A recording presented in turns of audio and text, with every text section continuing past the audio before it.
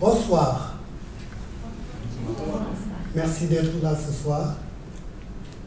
On est très contents. Vous avez accepté notre invitation ce soir. On va vous montrer quelques prestations du mouvement de la danse. Et on remercie tous les gens qui font des recherches et les anthropologues. On vous remercie vous tous d'être là ce soir.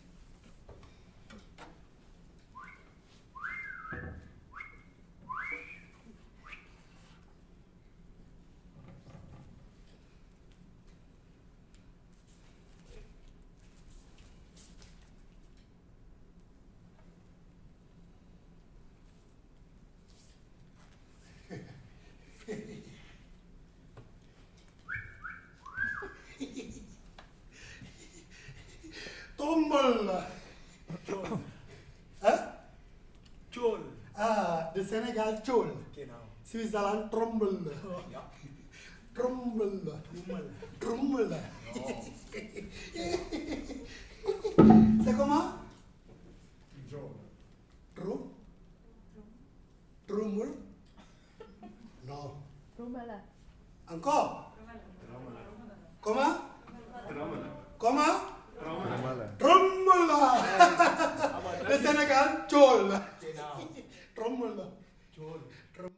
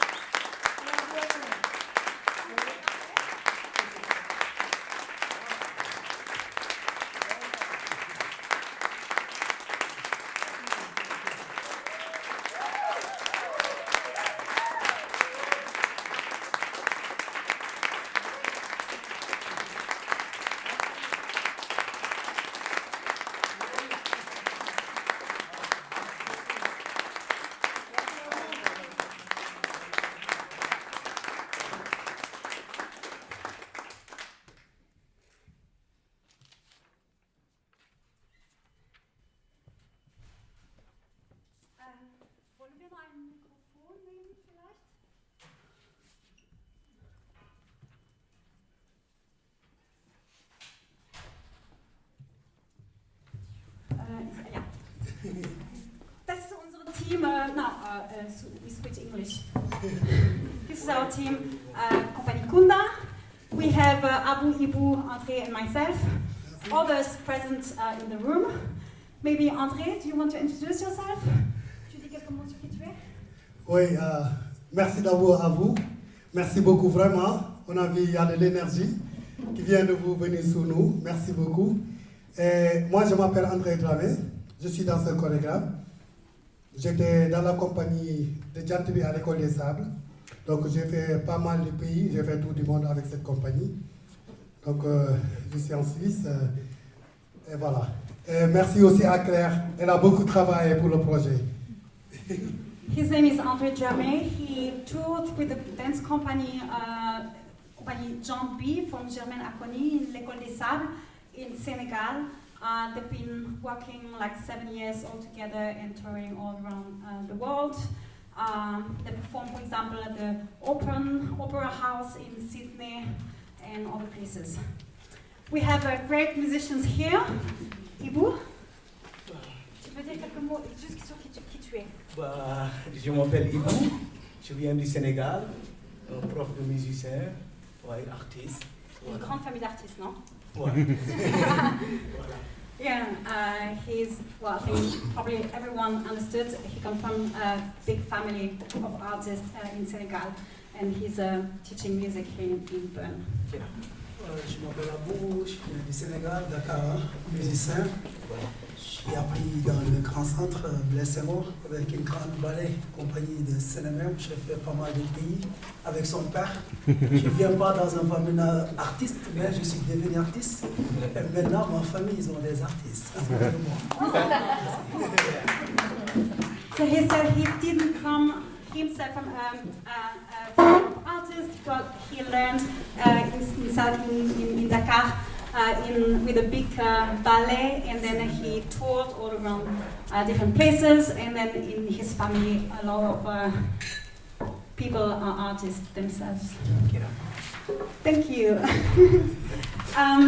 The play is called Tereskina. Ter is the skin in Wolof, and skin is skin English. And I have a quick description of the play that I'm going to read. It's in English, in German. We have also the French translation on the website. Tereskina, die Haut, ob menschlich oder nicht, steht in ständiger Wechselwirkung mit anderen Elementen. Sie berührt den Boden, die Luft, eine andere Haut. Manchmal schafft sie eine Verbindung, manchmal eine Trennung. Sie überträgt Gerüche, Geräusche und Empfindungen. Sie schafft eine Öffnung für die Intimität, die sie schützt. Indem wir die Geste des Andersseins nachahmen, gehen wir unter die Haut, um etwas von der intimen Ordnung zu spüren. So können wir begreifen, wie andere die Welt erleben. Was wir hinter der Haut suchen, ist die Essenz des Seins und das Herz des Lebens. THoR, das Herz in Wolof, wird als der Grundrhythmus gesehen, der von den Trommeln gespielt wird. Wenn die Haut eine Farbe hat, hat das Herz keine. Es ist die Essenz von Bewegung und Atmung. So weicht die Haut dem Urschlag des Lebens. Tereskina spielt mit dem Begriff der Haut, weiße Haut und schwarze Haut, die Haut der Trommeln, die anatomische Haut. Die Haut ist auch das, was verbindet, artikuliert und verknüpft. Es ist das, was den Blick aufruft, Vorstellungen erzeugt, doch dieser Schein trügt oft. We start the research material with André, just trying to enter in the skin or under the skin of the other. And I was really asking myself, what does it mean? Not to copy another movement, but really to try to understand or to feel the movement from the inside. And how through the dance I can feel another way of being in the world, and not just just copying this movement. What does it mean when the feet are really stepping the way they're stepping in African dance? And because I had a bit more of a contemporary dance when I started dancing traditional dance, I always had my teacher telling me, you're always a bit lifting, and never really grounding the way it is. And then also to get all the posture and what does it mean to have behind a bit up in the air, and what does it mean to inhabit the world in that way, and to feel the kind of experience when you have. We didn't dance the circle the way it is usually danced, but this is another way of experiencing. And then we also wanted to find a common ground between our habit. We mixed different styles. We had, with this kind of djembe, we had the traditional djembe dances that you usually know. We had the soko, we had the bara, we had the dudumba, and then at the end it is the sabah, which is a specific rhythm from Senegal. So if you want to learn this dance, you need to go in January in Dakar, because it's full of all the artists living abroad, in Canada, in the US, in Europe. They all join, and you have the dance party everywhere on the streets. Everyone can dance, and it's the most complicated dance I've ever learned.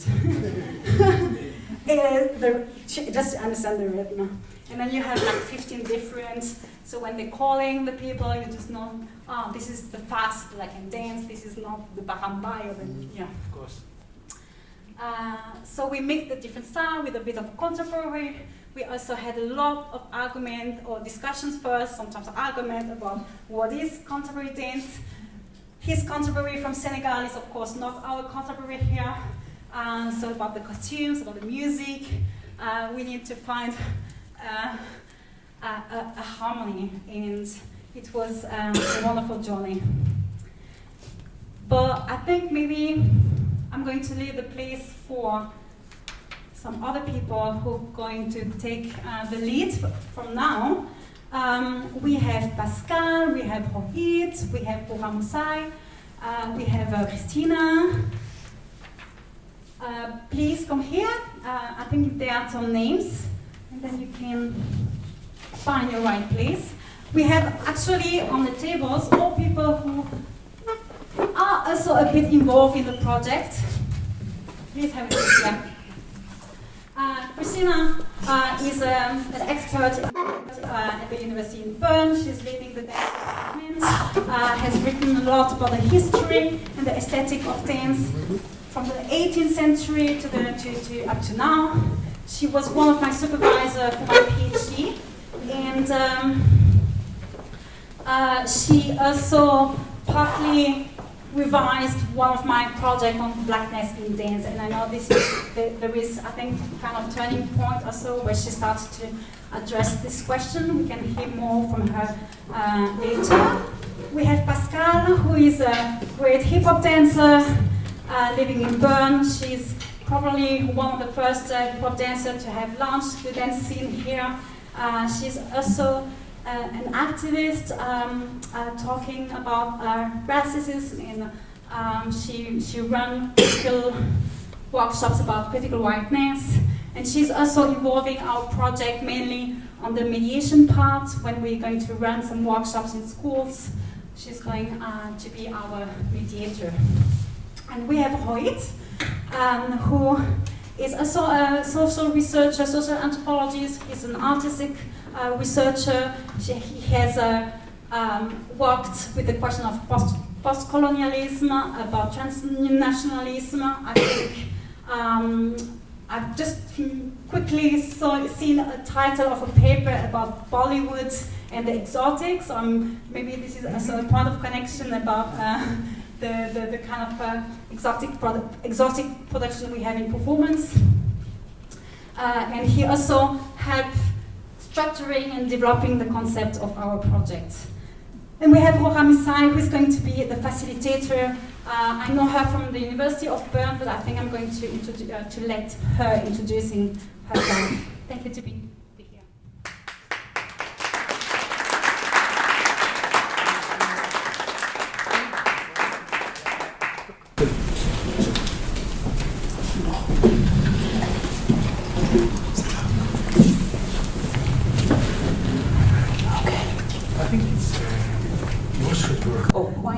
Okay. All right, there's a ghost in the machine. Okay. So before we begin, I thought I would add a little bit to the process by having a short invocation, and then we will begin. And so I won't explain what an invocation is, because then it kind of kills the whole idea, but I'll just do it, and hopefully, I hope everybody becomes game. Merci. To the sun, whose heat runs in our bodies as blood, the blood that runs through the dancer's body. To the earth, our place of being, whose bodies we are in our varied colors. To the moon, who cools our minds so we all can meet and have conversations. To the water in our eyes, in our bodies, we are grateful.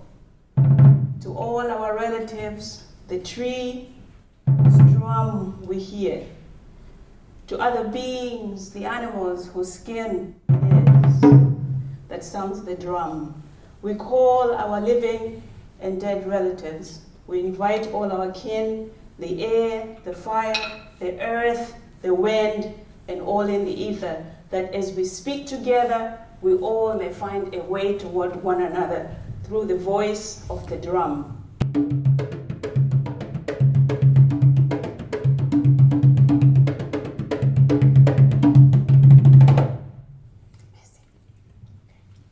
Thank you everybody for coming. Good evening. My name is Humanities, and with Dr. Michael there, we have been working together for the last couple of years on a project called THoR, which stands for Not the God of Thunder, the Norse God of Thunder, but taking the humanities to the road.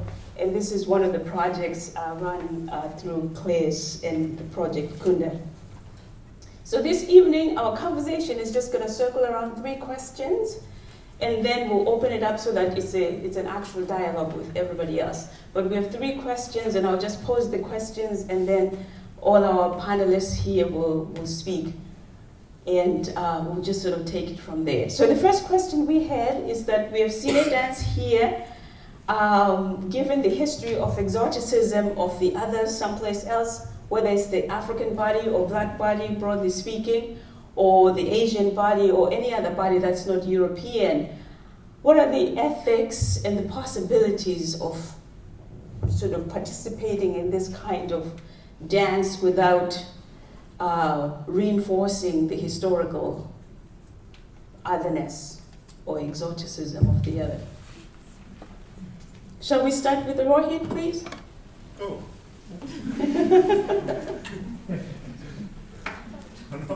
No, this was unlucky for me, for you, I guess. Yeah, thank you much for the invitation and for the presentation to the artists. I start from like what I work about, like this is like how is the post-colonial public space in Switzerland powerful.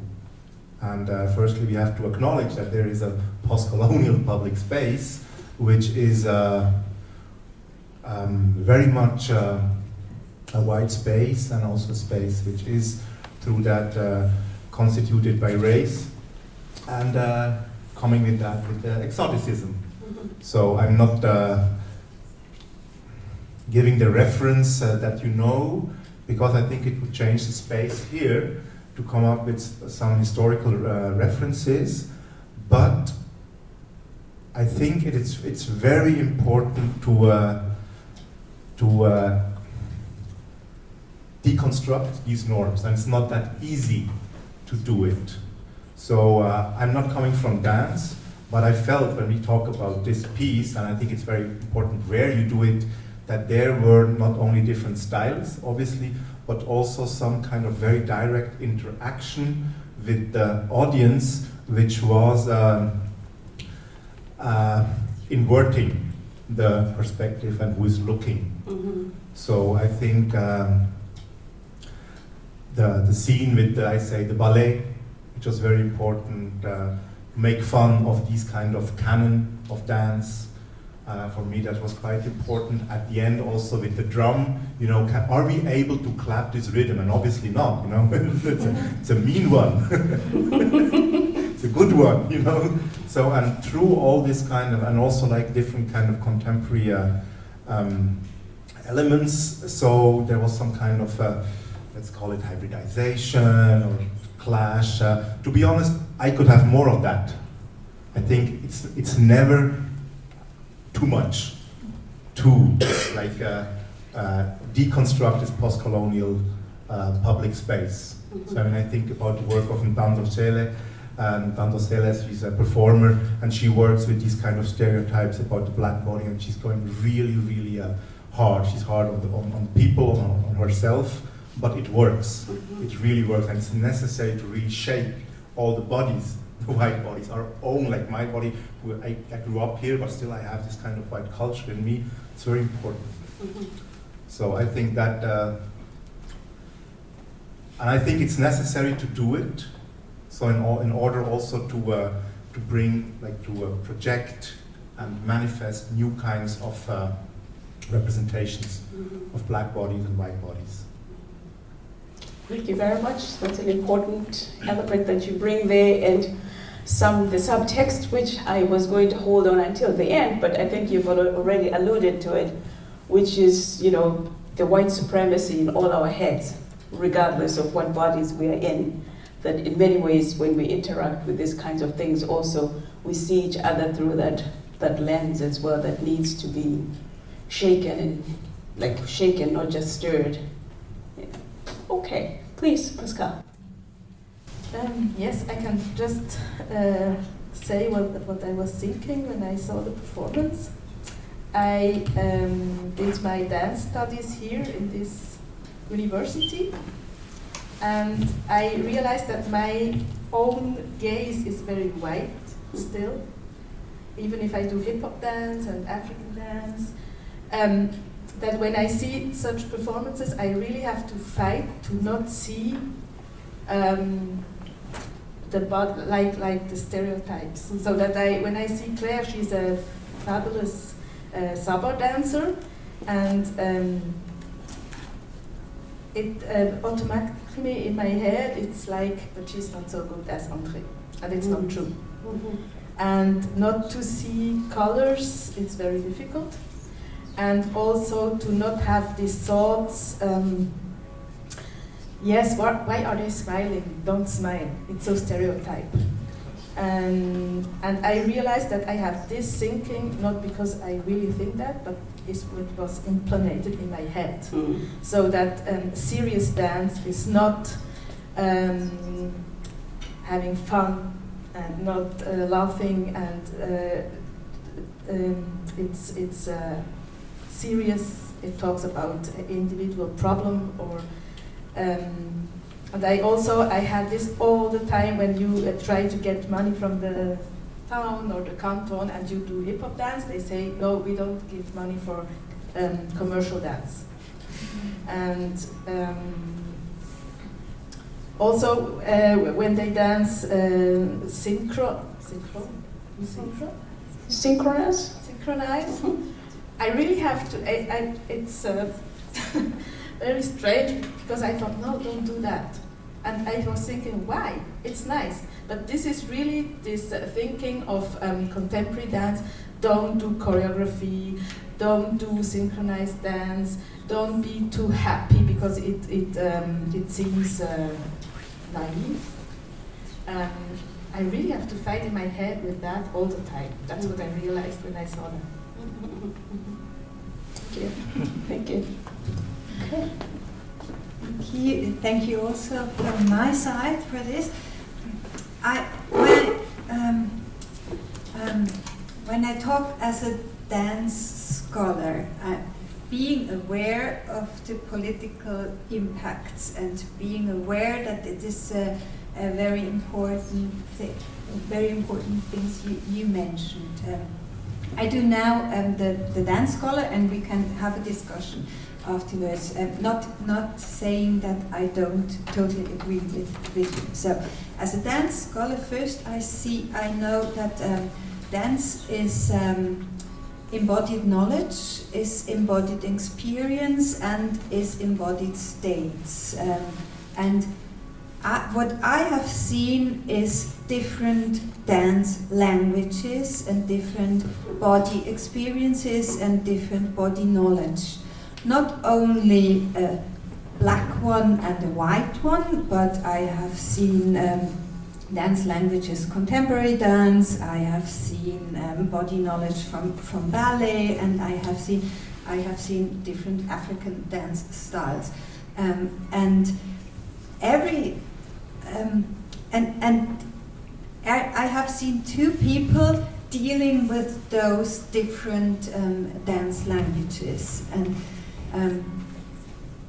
yes, and also playing with it. And I think this playing and also this subverting it is very important to show that I have, and also this dance body knowledge comes also from different cultural shapes, and I know some of those styles, and I also tried to dance different of those styles, and I realized that my body isn't able or isn't shaped for some styles. So I really wondered, Claire, how you managed this. I did African dance in Berlin at the university with students, and that was great. So it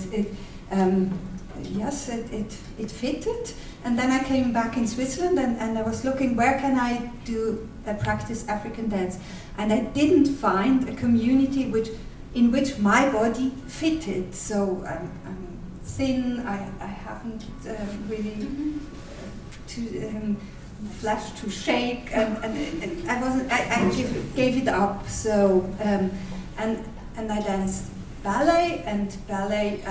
From the little child, that was my body culture. I grew up, so I have a central axis. What you said, that was also in school. So sit like this, and I think this my body language I learned in Switzerland and Germany fits for some body styles also in dance, and not so much in others where I would have to work really hard to yes. So I would say what I have seen are those different dance languages which compared to cultural Prägung, what is Constitutions. Yes, or education or behaviors or habits also of bodies, and yes, of course I see also the skin color, but I think I have also seen a man and a woman and a gendered dance practice, and I have also seen a Western-shaped body, and yes, so I think if we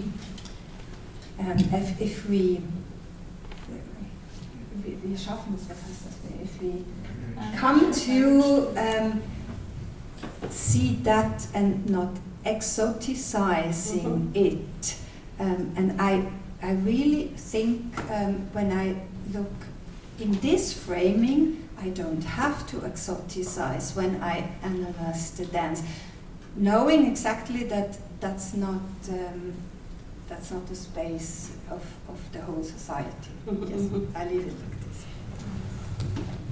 Thank you. So it looks like the idea of the white supremacy, which is really also the program, it's something that we probably need to sort of get into when we get into the next question as well, like how do we become the bodies that we are? So I'll give it to Andre. Merci. So, bon, merci à tout le monde. Moi, j'ai quelque chose à dire. Parce que je vois que la danse africaine, il n'a pas de place en Suisse, malheureusement. Pour moi, on respecte plus que les danses ballet, que le salsa, que le capoeira, que la danse africaine, que le hip-hop, tu vois. Et tout ça, ouais. He says he noticed that in Switzerland there is not a space for African dance, and that there is all the salsa, the hip-hop, and the capoeira, and the other dance styles that are marginalized compared to ballet. Et pourtant, tout ça, c'est des gens qui ont la tête. Comme quelqu'un qui est dans le bureau, il écrit ces choses, ou bien il est dans l'ordinateur. Parce que nous, les artistes, on est des créateurs. Et c'est pas facile de créer des mouvements. C'est comme quelqu'un qui fait ses recherches. C'est vraiment dur, quoi. C'est vraiment dur. Et, ouais. Yeah, he tries to valorize the work that they're doing.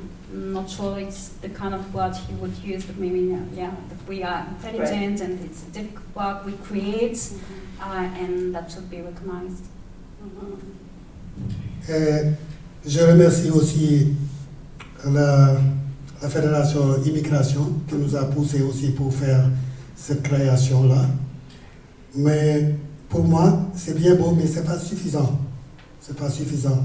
Parce que il faut que les représentants de la culture, ou bien l'État de la Suisse, il faut qu'ils regardent les artistes. Parce que les artistes souffrent. Moi, je sais ce que je dis. Je n'ai pas dit les Suisses, hein, les Suisses, ils sont là. Hein. Mais si tu es immigré en tant qu'Africain, tu n'as pas de place dans la société pour la danse. He says he's really thankful to the grant that our main donor is the Eidgenössische Kommission für Migration, and he's very thankful, but he says the culture should do more for us. It's very difficult, well, generally the artists suffering, and it's very difficult for an immigrant African coming here because he doesn't have any space, any place. Parce que nous, si on organise des cours de danse, des stades de danse, tu vois que des Suisses, des femmes suisses, ils ont aimé la danse africaine, seulement pour les cours. Et les cours, on ne peut pas vivre sur ça. C'est notre boulot, c'est notre gagne-pain. Mais il faut qu'ils nous laissent les salles de théâtre. Il faut que nous, on peut avoir l'accès dans les salles pour faire des grands spectacles, comme les ballets. Pourquoi pas? On est des artistes comme eux. Yes, and he'd like to have access to the theater and to the stage to be able to perform. I can add to that that I've been practicing since 8-10 years maybe. In the first time I remember there was a dancer in the Humanities, and I just realized that he came from Burkina Faso with a lot of knowledge, and he was hired by a few companies in Lausanne and Geneva.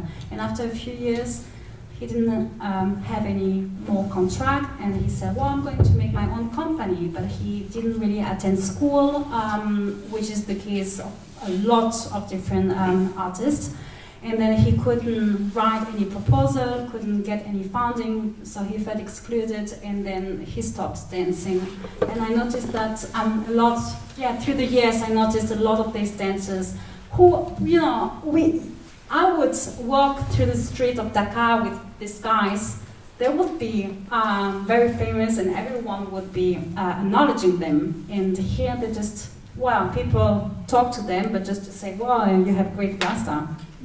And they just become they become invisible, which is funny. It's since I'm walking with them through the street, I become visible, and before I was just invisible in the streets of Bern.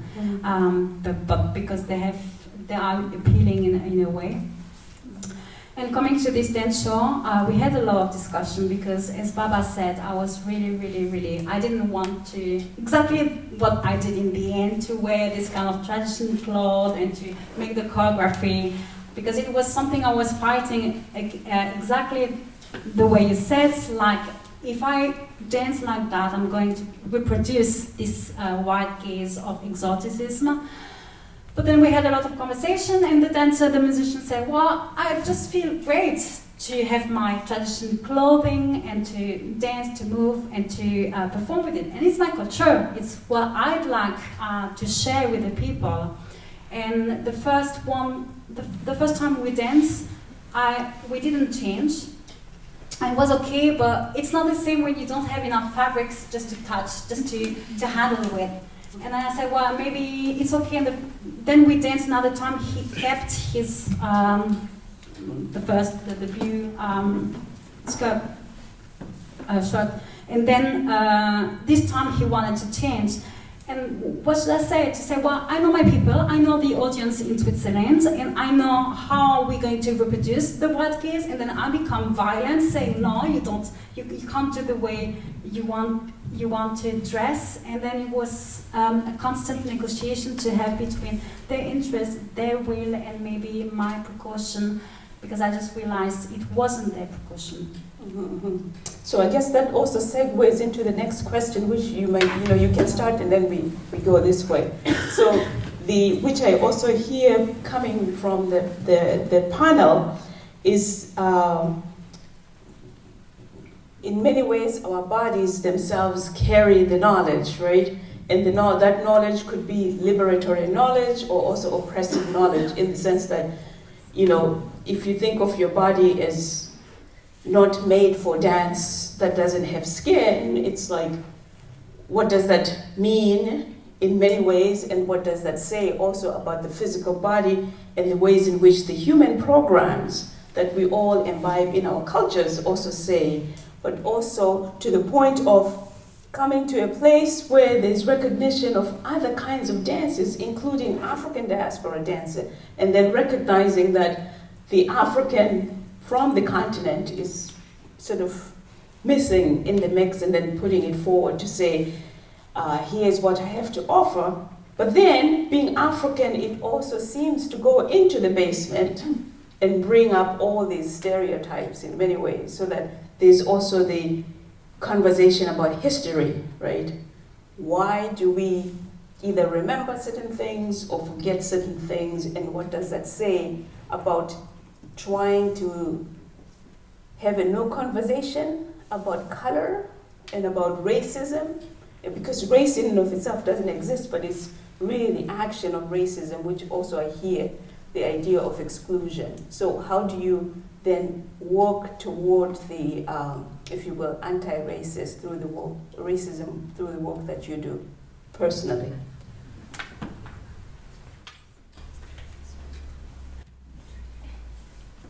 Do you want to start, Claire, or do you want to start, or? No, Okay.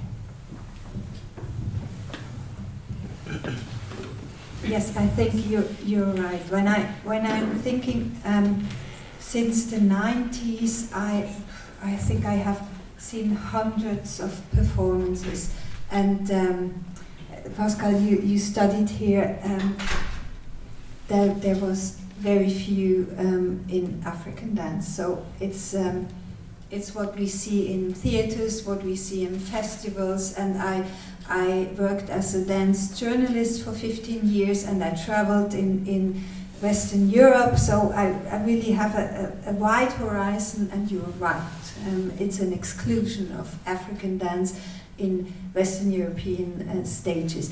When we have the chance to see it, it's in a festival about African dance, and then it's a framing, and then you can also talk about racism, because it's marked, and it's not in a usual program. And but I have to say, and that's true, and I think that really has to change, and I think that will change, but I think that it can change. We have to start much earlier. We have to start in primary school to get children used to that, to do the different body languages, that they practice that in school, that it's getting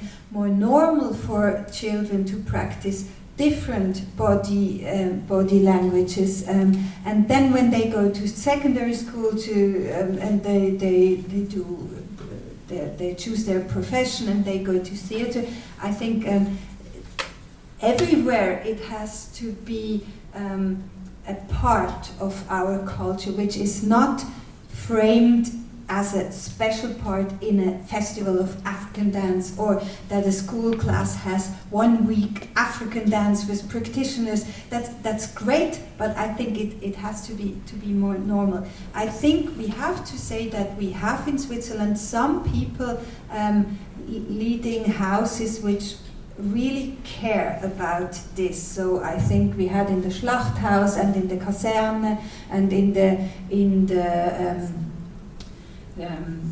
this summer festival in Zurich, Theaterspektakel. Sandro Lunin is one person in Switzerland who really cares to do exactly that big houses have in their program, yes, that it's getting usual, and I think that's a lot of work to do, and also to realize that also when we teach it at university, we have to have more dance in the canon. It's getting usual. So. Yeah, sure. Yes. So I have different things going to my mind. So what I find very dangerous is that what you said, that in this constellation there is maybe less racism. That's not true.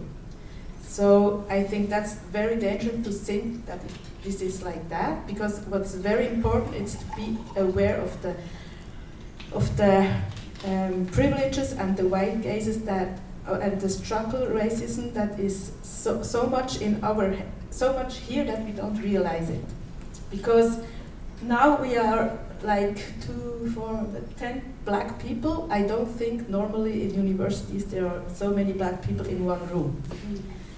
And the other thing is, it's very important also what you said. There are a lot of theaters trying to do, and they stop.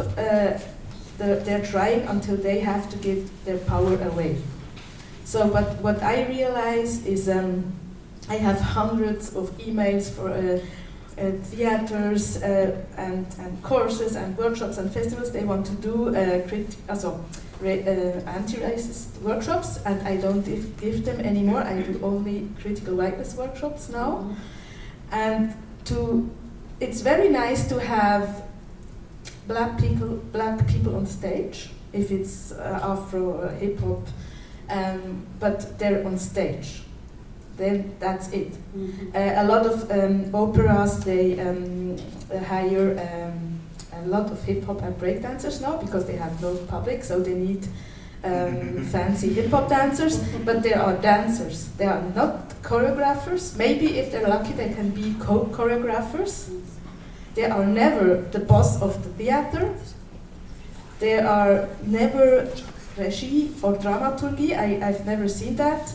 And there are a lot of cleaning people, also black people, but it stops there. And that's what I criticize. Because if we want to change, it's not taking them here and having, the children, in my opinion, are not really the problem. It's when I also work as a kindergarten teacher, and there is racism also with the little ones, but if you explain them, they can really change their mind. It starts when they grow bigger and they come to the structural and to these institutions, because institutions are white.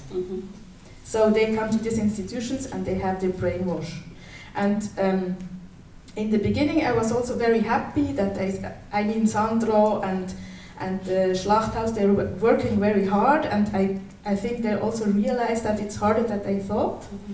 But the thing is that when it comes to a point that you have to give away your power, then it stops. And I think this is one of the biggest problems to really have a change. And it's not done with 2 years. I mean, 500 years of colonization and racism, it takes a long time. Thank you. Yeah. Thank you very much. I think that's one very important point. I would like to, when it comes to institution and power to that definition and so on, but I was, when you said in Kaserne and all these places, these things are happening, I would like to talk about cultural representation of styles. You see, like what will be there will be more kind of contemporary interpretation of African dance. It won't be traditional dance. So, and that is exactly the question, you know, that you posed. So on the one hand, it's like, why isn't traditional or contemporary African dance, or like contemporary African dance, part of the canon, you know, at the universities? When it comes to funding, that's one thing, and I think that is fair enough. So in the sense of like, when I think as a post-colonial scholar and an anti-racist activist, I always think about like, oh, there's danger of exotization, how is it possible to bring in new perspectives and so on. But if somebody says, I want to dance from the perspective of what I learned, and that's my art, I want to perform it, fair enough. Not every art has to be anti-racist when it's contemporary African. So we cannot like put the burden of anti-racism to an artist who says, I want to do contemporary African dance or even traditional African dance. So I think that's very important. And there was actually in one project that I was involved in Kaserne, there was a process with artists of color with migration background. It was a project between together Institut Neue Schweiz, together with Kaserne. And there, out of a process of what do we need from the institutions, there was a small group of curators who curated a program to bring in new positions. And there were like different kind of performances on blackness and many different things, and one project was actually a more or less traditional Bharatnatyam. So, like there was a little bit of fusion, I would call it. And that really brought up the question, like for me, this was like, from an artistic point of view, from a post-colonial point of view, I thought, oh no, I'm disappointed. I want to have like a new interpretation, you know? And that's exactly what I felt, oh no, I'm doing this kind of projection. I'm putting the burden of anti-racism or kind of new artistic perspectives on them. Whereas they said, we've been doing that, it's a family. My father has been doing it for the last 30, 40 years, bless you. And the daughters are doing it for the last 20 years. They said, we want to have the recognition to play on Kaserne stage, whatever we do, because we do valuable work. And I think that is an important question, you know, or important, it's different kinds of aims that could be connected, to different kind of work. And that is something that we have to somehow go through, you know, to understand that not every kind of art has to do the same thing. That's very true, and I think you're pointing to, you know, the importance of the recognition of the artist for self-expression and being. But I think also what Pascal is raising is very important, because at the end of the day, there's also the issue of power. Because even when you're in a theater or in a room like this, quote unquote, consuming art, it's also done through a particular gaze. And in many ways, it's almost like in sport, right? For black bodies, your sort of entertainment is what you do, but not the power. So you can play basketball, but you can't be the coach. You can play football, but you can't be the coach. So in some ways, where the power is where you're not expected to be. So part of it is when somebody is expressing a certain particular culture, you know, part of it is how do we consume it, right? It sort of brings back the famous bluest eye, you know. I think that's also what Pascal earlier on spoke to say, do we watch Andre's body and Claire's body can we see them as just human? Or are we so totally loaded with these programs of Claire's body is a white woman and Andre is a black man, so that in some ways you cannot not see that, right? And so in some ways, the power ends up with, you know, the exotic now becomes Claire, you know, because she's the one who is doing African dance, which is not the normal thing for. So part of it is really sort of thinking about how does dance, or if dance allows us to break out of the, or if anything, to have conversations about power structures. So rather than just going to consume the art, what can art allow us to have possibilities for transformation within society? So, you know, sort of trying to figure that out, because if we don't talk about the power, we are also giving white supremacy a pass, right? So in some ways it's like, where do we find the meeting point? Which leads us to the last question, I think, which also speaks about academia and the ways in which institutions of learning, speaking about children, how does anthropology, historically, you know, is the one that sort of brought the exotic other to the West. And at the same time, it's not just anthropology, but it's all other disciplines. You know, what are the potentials that you see within education, from the university all the way to kindergarten, that, you know, dance could probably provide at a much more systemic level, rather than just, you know, the weekend dance here, the weekend dance there. You want to start, Pascal? Shall we give it to Andre? Do you want to start? Or Claire? Yeah. You can speak in French, Andre. I guess you have to translate it for the website, that's true. Okay.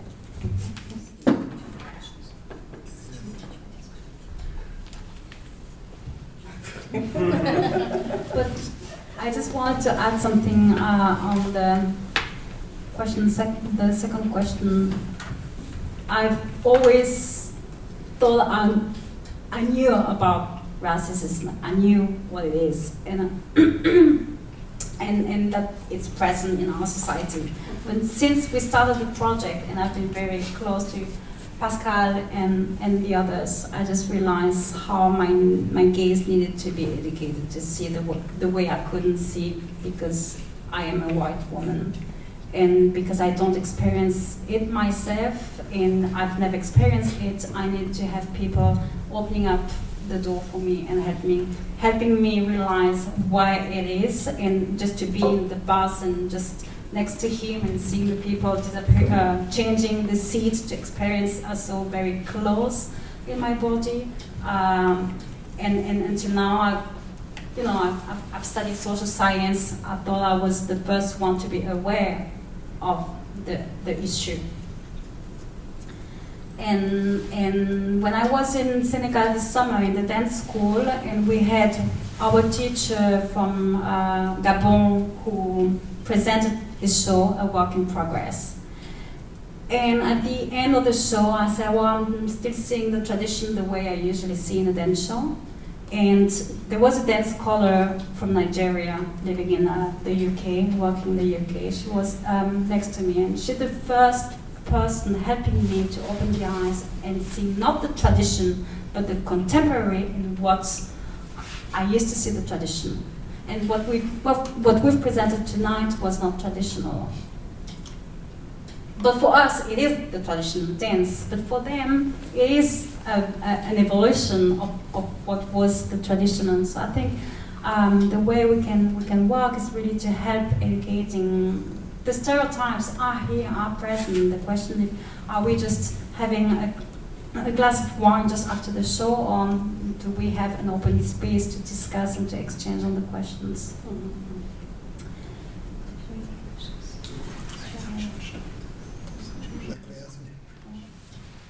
Wow. Ouais, mais bon. Moi, il y a quelque chose qui me tient au cœur tout le temps. Parce que Claire, moi, je ne le vois pas comme une femme suisse ou bien une femme européenne. Vous voyez? Moi, je dis, je le vois comme un être humain. Pour moi, il n'y a pas de jaune, ni blanc, ni noir. Pour moi, je suis hors de ça. Ouais. Pendant qu'on fait la création, c'était dur. C'était dur parce qu'on n'a pas les mêmes idées. Ouais. Des fois, comment ils voient ici les gens en Europe, comment ils font le chorégraphe. Et par rapport à nous en Afrique, c'est pas la même chose. Donc on a fait beaucoup de... Vraiment, je discute dans la salle. C'est pas comme ça, ici on fait pas ça. Ouais, moi aussi, non, ici en Afrique on fait comme ça, comme ça. Ouais. Après, finalement, on a une terrain d'entente.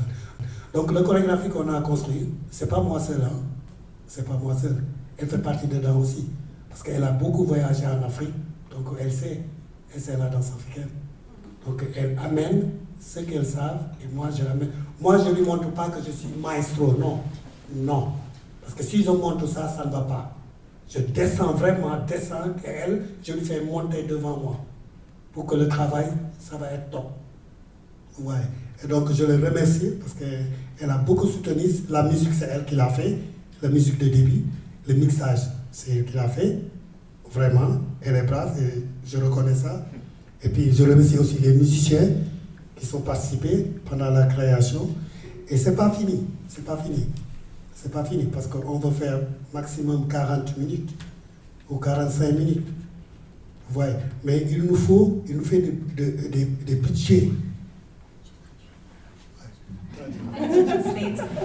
He started by saying that he doesn't see me as a Swiss or a white woman, but a human being. And he talked about the process of the way we created play, how it was sometimes very struggling because we had other expectations about what is contemporary, and it was hard to work together.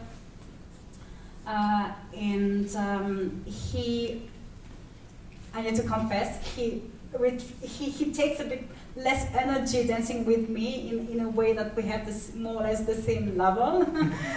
Dancing with other people, he would like jump much more.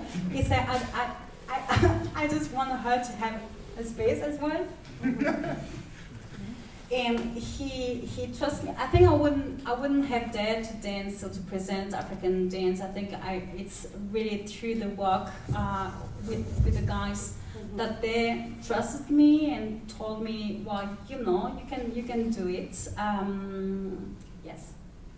Okay, so we'll give it to this side of the room, and then after this round, we shall open it up for questions. So please, anybody with a question, and feel free to ask in German or French. We will try to have the subtitles on the thing as well.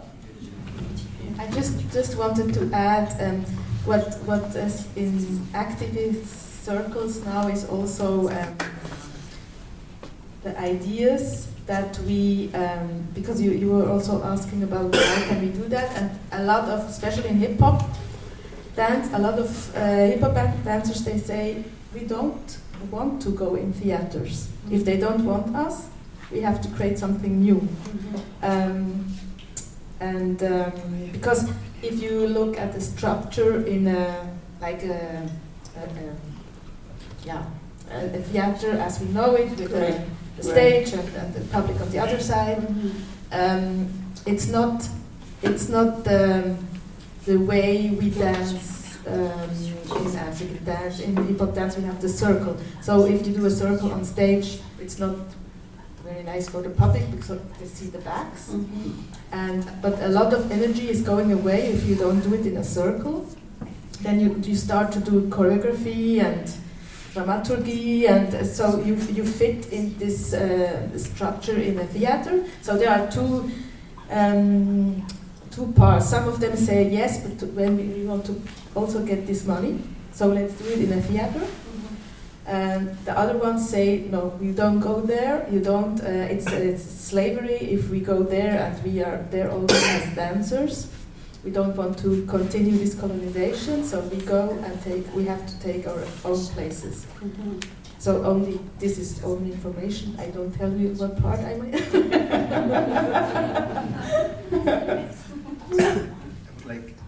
I would like to say something. Like, I was really fascinated by how you described your collaboration, comme André and Claire. C'était très intéressant comment vous avez décrivez le collaboration, and I think it's really important to have to acknowledge that there was some kind of new things happening across, let's say, different cultural systems, and I don't mean it in like essentialist ways, different styles, languages, norms. So there was something like that, and I think at the latest, when you perform it here, race is important. Just imagine you would have been a black African dancer.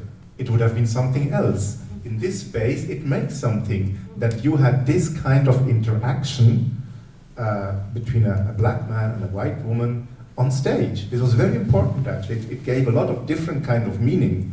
So in this sense, I think it's nice to think, okay, we are human, and also what you said, like beyond the skin, there is the human. Yes, but in the public space, race is still important. So we have to have an ethics which acknowledges that there is race in the sense of racism, which makes difference based on skin color and different kind of clothes and movements and everything, at the same time having like the horizon of saying, no, we are the same.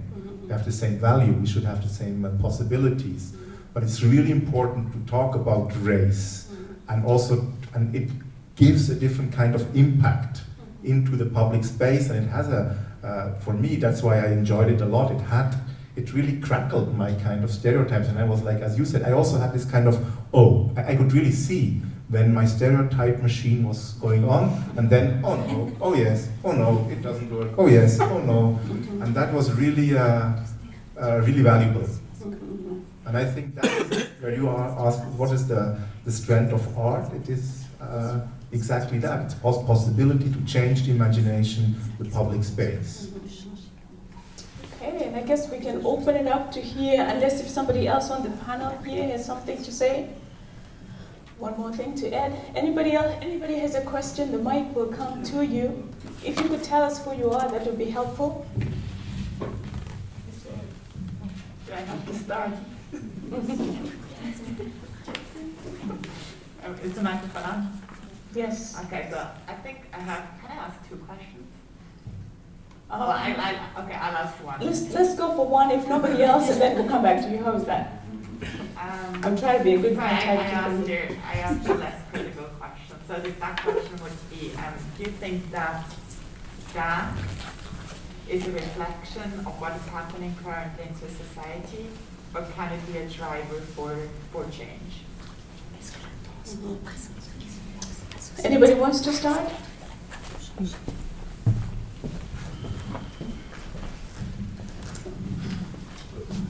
I think it's always a reflection and it's always a representation, but with a critical repetition, it can be a subversion, and as a subversion, it can be a driver for a change, I would say like that. Anybody else? There's a question over there. Thank you, Mike. Thank you, Claire and Andre. It was just so beautiful. I think it would be, I think it's undeniable to, like from a Turkish perspective, somewhere in between, you know, Asia doesn't claim us, Europe doesn't claim us, Middle East doesn't, so I don't know racially where I belong, but I need to say, when you were dancing with European clothes, if I may say, I was like, oh, this is so nice. But then when you switched the costumes, my stereotype started a bit later. Not at the beginning, but later. And I was like, why is she now dressing like them? And I felt a bit uneasiness. And then, I'm very sorry, but listening to you made me, I had a bit of tension in my body when you said that you just see them as humans. I think we all want to see them as humans, but don't you think that is denying what blacks are fighting for, you know? Blacks are really fighting for saying, this is really it, this is how we're perceived, and then you come saying, as a dancing scholar, I actually see them as human beings. I want to know your really honest opinion. Did you say that in an effort of peacemaking, peace building, saying, you know, yes, I'm white, I'm the white scholar, but, you know, I don't read it as a racial thing, whereas everybody here can feel the racial thing, then I really wonder your honest opinion. And this is not to provoke anything, but it's just like, why did I feel very uneasy when you started speaking like that? So I'm wondering, it's just for a dialogue. So also coming from a Turkish perspective.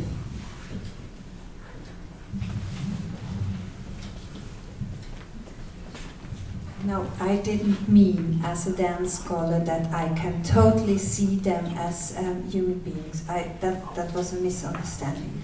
I see that this is the reflection, and I see that they are marked, and I see when we talk about race and racism, we reproduce constructions, and I see that. Of course, I see that.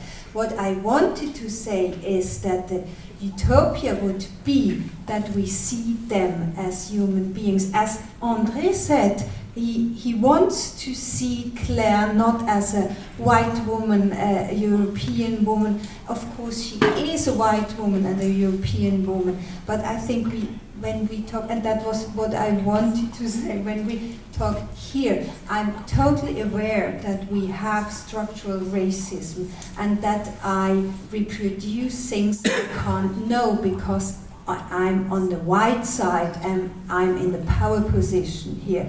And that's I don't want this misunderstanding. I think what our Aufgabe, our goal is as scholars, that we think about that we reflect that, and that we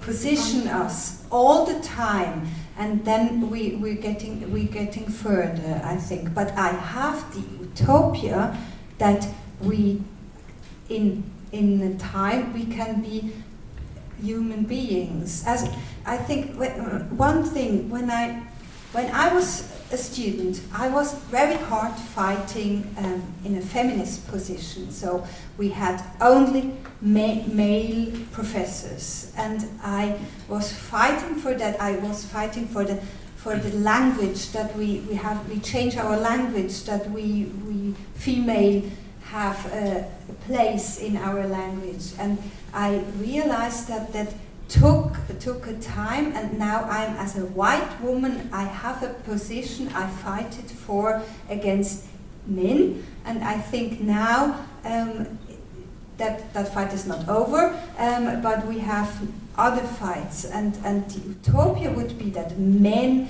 binary persons, all the persons, black, white, and all the persons between, could have the same place as human beings. Okay, so we have a question in the middle there. Thank you, Dr. Topwell. Please. Just like to ask a little bit your view about, we're talking about racism, and somehow I'm not really happy to always come back to racism. I think also it's a little bit too easy concept of everything has to do with racism. I mean, where's the place of Swiss traditional dance on the stage? There's none, no? Is there? I mean, is there any place for tradition anyhow on stage? There is none, or is there? So, is contemporary art was also a problem? Has a problem with tradition? In fact, they want no. It does. No, that's better. Yeah. That's better. Yeah. So nobody heard that. No, we heard. At least I did. Yeah. It was just a bit soft.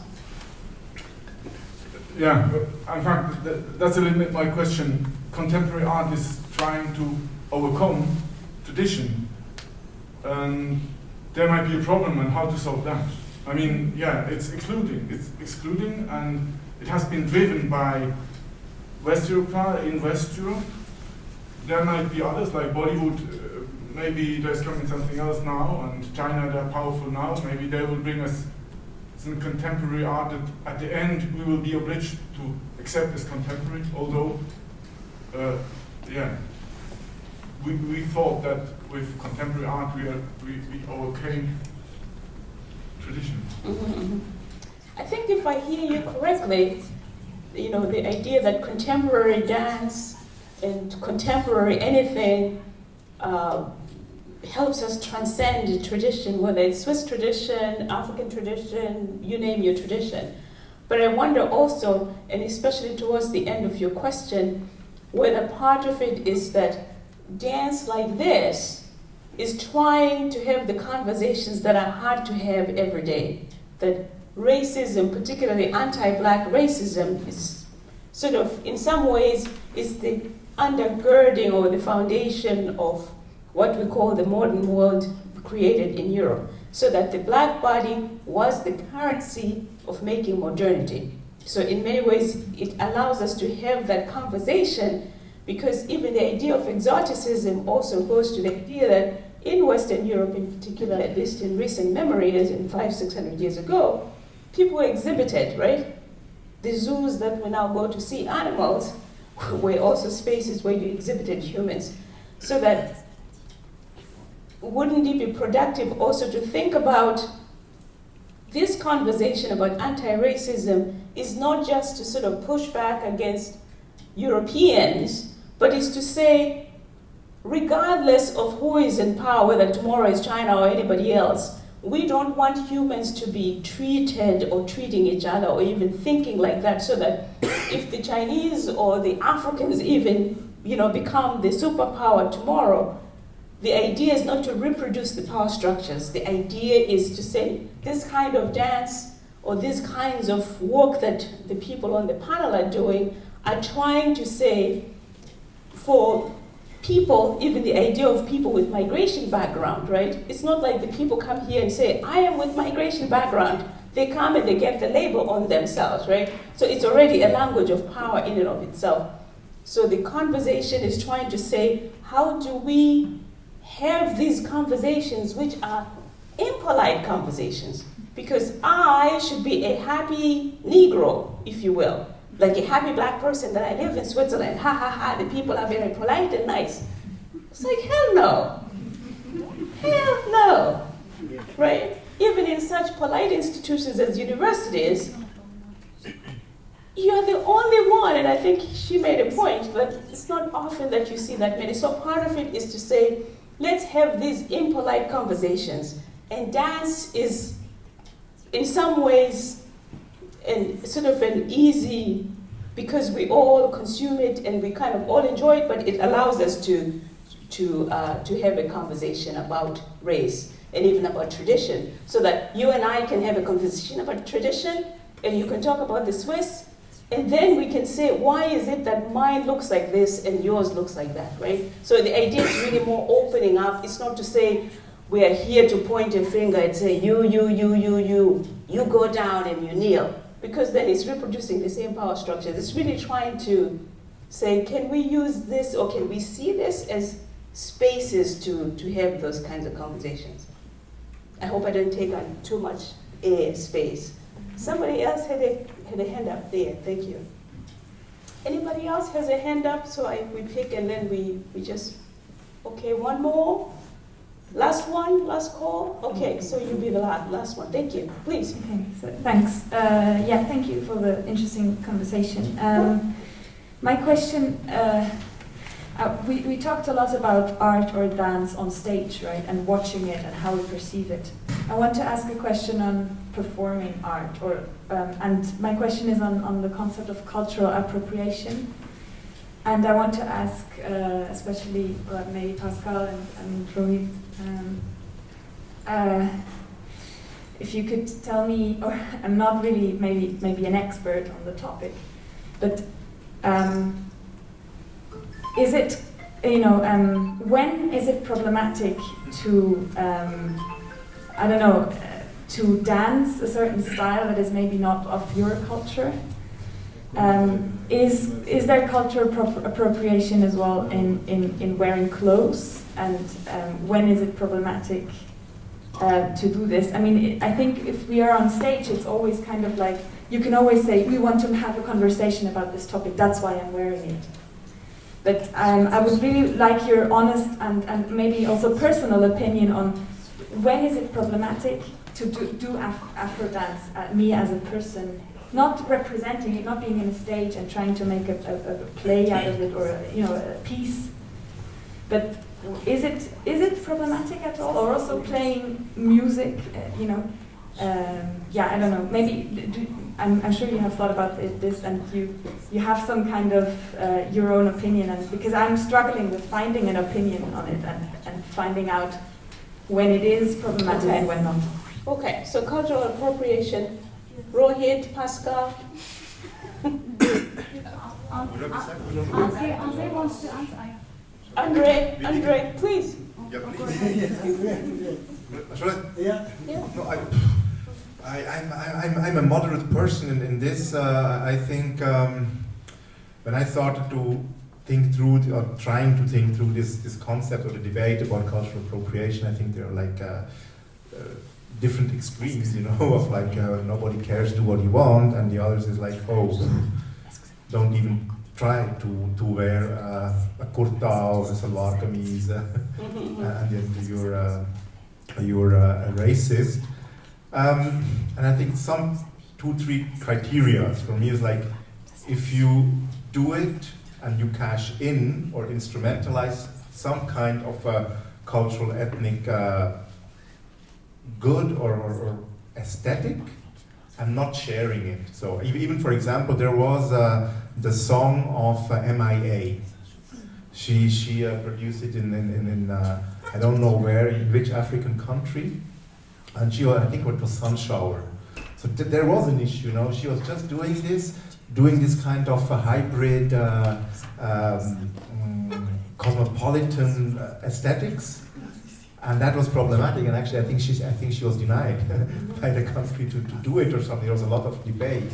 So this was an example, even though she's like a British Tamil, So that was a point. Or if you have people who say, okay, I love the blues, and I do, and then you say, okay, if you don't take interest in the history of slavery, and you do blues, that's something strange, So somehow, how do you relate to different kind of stories? And the other thing is like, third one would be, okay, do you engage also in not only in consuming difference, but also trying to give rights and increase rights and empowerment and work for anti-racist equality in the society. So these are like 3 possible criteria that I use for myself actually. And the third one is not the fourth one, is actually collaboration. Are you doing it like on which level, in which relations with other people? And is there some kind of ethical understanding on that? Okay. And you dance, for example, with others on dance floor or something. Okay. So we have Pascal, and then we have another question. Andre? They could answer. Okay. So Pascal, and then somebody over there. Here. Okay, she has a question, I think. Andre, do you want to answer to this? Okay, after Pascal, then. Okay. Please. So I agree with what you said, and I think there's no, I have to answer to the cultural appropriation. I don't think it's a right or wrong, because what I see is that dancing is just something which is great, and I don't want to see don't dance that. But if you dance African dance, ask yourself, why am I doing that? Beside the körperliche and yes, for example, I teach dancehall, and this is a Jamaican dance style, and I try in my class to tell the names of the crews who did this. When I do a step, I tell them it's from this crew, it's from this crew, and I repeat this every week, and my students, they start to know these different dancehall crews. And I try to talk about the hip-hop history, which is a history with a lot of racism, and so they know why are these texts like there are in the rap songs, for example. I think this is very important, that if you do African dance, maybe just don't do only the movements, But let ask about the culture. I mean, it's the same with yoga. If you have a yoga studio and you charge 40 francs for a class, is this okay for you? Why is it 40 francs? And do you teach your students what's the background of yoga? And if you do, can you still take 40 francs? I mean, just I think there's a lot of talking we have to do, because a lot of white people, they I can only talk from the hip hop scene, and they say, yeah, but I like this dance and I want to share it with people. This is okay, but maybe you should think about what's the background of this dance. And if you dance hip hop, you dance hip hop as a white person. You're not a black person. You're not from the ghetto. Me neither. I'm from Oostermundig, and this is not the ghetto. So when I teach hip hop, even if I have a black mother, I have to tell them this is how I do it, how we do it here. We do it in a dance studio with a mirror, with the music from the computer, and we are not in the ghetto and fighting the other gang or something like that. I think this is very important to know what's the because there's a lot of making money and not knowing, and maybe you could maybe also give them money back. There's possibility to share your money. Yes. Okay, so we have the response to the question, and then we have the last question. I'm trying to be a bit of a dictator here, but I hope you'll indulge it. So we can finish. Bonsoir tout le monde.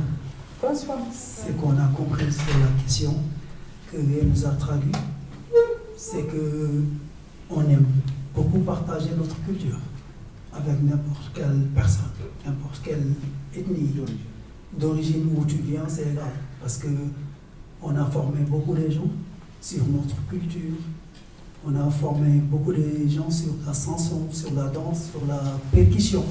Mais souvent, on a eu un peu des problèmes, parce que souvent, tu formes quelqu'un sur ta culture, mais il retourne ici, il prend ton travail toi-même. Parce qu'elle a fait plus d'études que toi, elle connaît plus les gens que toi, elles connaissent où elles peuvent avoir plus que toi. Et toi qui as souffert pendant des années depuis que tu es petit chez toi, tu as marché des kilomètres pour apprendre, faire la recherche. Et lui, il est venu là-bas et tu lui as donné la secret. Il vient ici, il va t'exclure. C'est lui qui ouvre la salle, qui a avoir la salle la plus bien, qui prend tous les élèves de toi et il te paye même pas bien. Et ça, c'est un problème, quoi. C'est pour cela que des fois, traduisent ta peur de... They enjoy sharing their culture, and they're happy when they can share or teach us how to play the drums, how to dance. But when it comes to the problem, it is when we starting teaching a culture which is not our, and then that they can't teach anymore because we Swiss people, we're stealing a bit the kind of job that they have. And at that moment it becomes a problem that they have.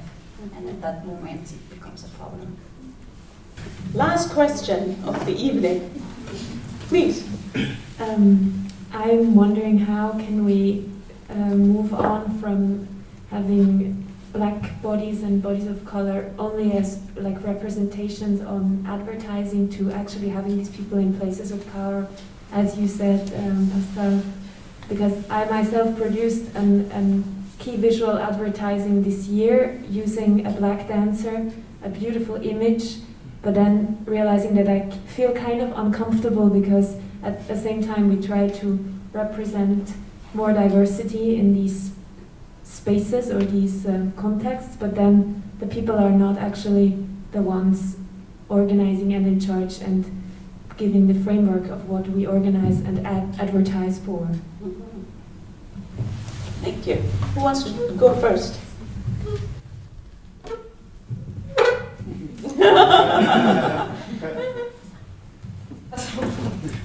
I don't want to be me, but it's not my problem. That's what. Yes, we don't have the solution. I think it's also not our job to think about how you feel better. Sorry to say that.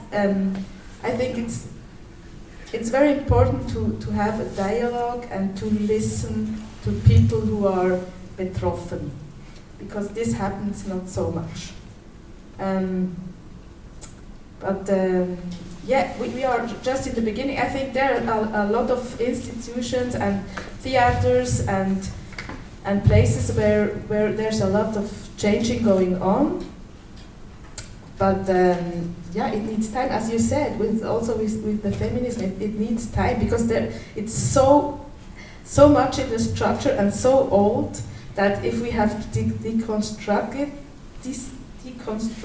we have just a lot of time and a lot of failure and a lot of tears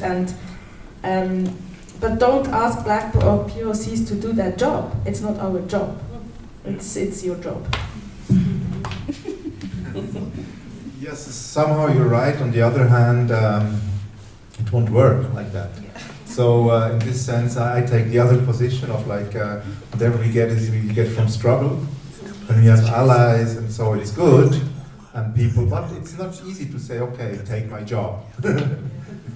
At the end, it's that, you know. So what, like in projects we did, or was more going for the other kind of thing, going for your own institutions. I think that can be much more rewarding, because you set up new things. That's something which gives you also kind of a community. It's more difficult to try to be part of the club, you know. So I mean, this could be a strategy sometimes to say, okay, I'll try to get in and so on, but it's also a kind of it's a very frustrating kind of work. So that's why I think it's interesting to say, why not like deflect our perspectives from the powerful institutions? And in this sense, I agree, then it's your problem. So the other thing is, it's also possible to try to get into it with your own strategy, but I think one has to think from politically, but also artistically, or so on, from your own perspective, and trying to not start to think from the other way around. And that happens if you want to get something from somebody else. Thank you very much for that. You let him talk and you tell us his way, no? At the end of your art, you let him talk and tell us his way. Anyway, thank you very much. So I would like to thank our panelists, and we are at the Walter Benjamin Kolleg.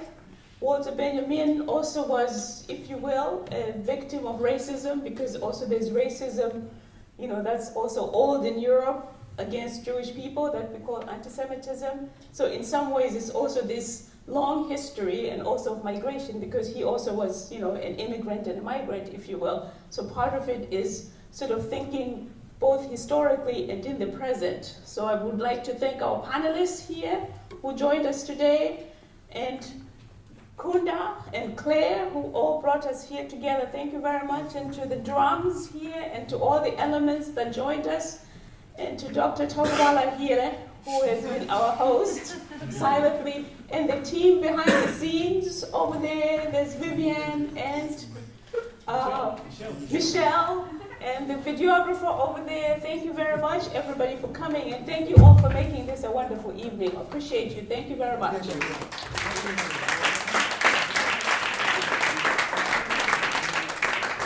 And please stay for drinks. There's drinks. Join us to toast and libate. Just the time the drinks will be organized and the food. A few minutes support from you, just to put the chairs up on each over, and then we're going to follow Andre for just a few movements, just to finish the evening all together by a free step.